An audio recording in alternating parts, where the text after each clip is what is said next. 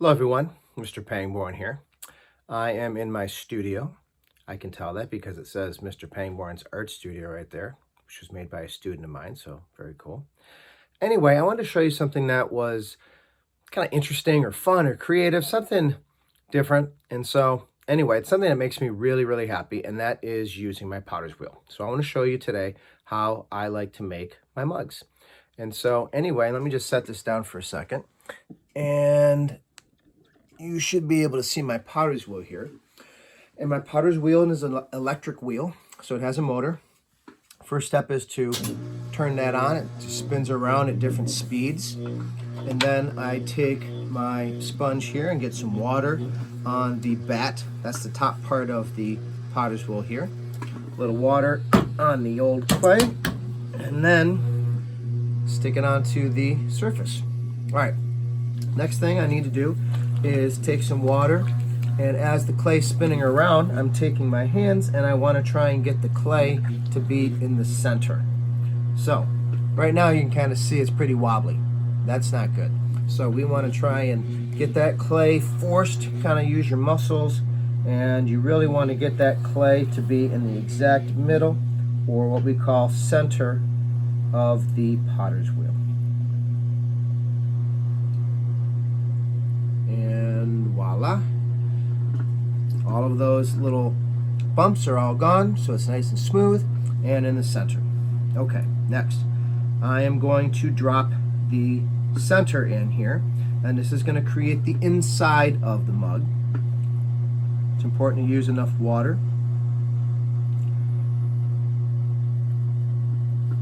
All right, next step is to take one of my wood ribs here, and this wood rib is great for making the bottom of the mug nice and smooth, and presses it down so there's not any cracks or anything in the bottom, so it holds water.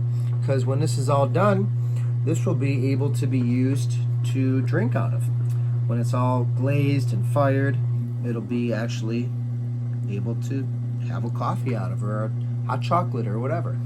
So anyway, I'm now going to be doing what's called pulling the clay, and I'm taking my hands, one on the inside, one on the outside, and I'm starting to make the clay walls thinner. Also gives them shape, also makes it taller. So as it spins around, it's kind of the fun part. You can see the clay actually get taller right in front of your eyes here.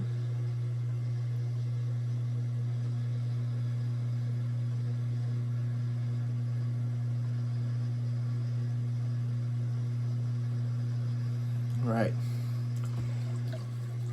Now I have it about the right height and thinness that I want. So the next step would be to trim off a little bit of the clay on the bottom.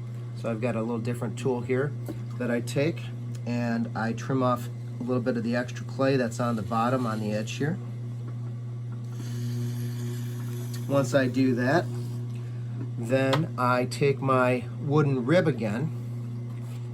Once I have this, I can get the clay ready to be shaped. So I'm going to take the clay rib and simply just place it on the outside of the clay as it's spinning. And this will help me to give it the shape that I'm going for. So it also smooths the sides, makes them nice and straight if I want them straight. And then pretty much gives me the shape that I'm looking for. Last couple things here, I take a tool that I have that has a big sponge on the end, and I want to soak up any of the water that's on the inside of the mug here. If you leave too much water in it to dry, it often will make the bottom crack or have bad problems, so we don't want that. And then to finish it off, I'm going to take a natural sea sponge. It's called an elephant ear sponge.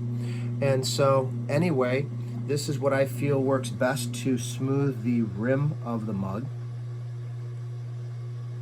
That's the part that would come in contact with your mouth if you were going to be drinking out of it, like we talked about, having this be a functional piece and it can be used to drink out of once it's all done.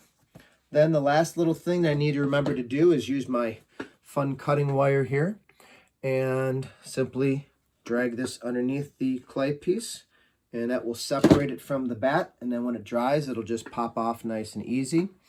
And then we'll be able to let it dry and fire it and decorate it, add the handle, all that other good stuff. So hopefully I can show you some of that later on. So anyway, that's all for now. Thanks for listening, and take care and have a good one.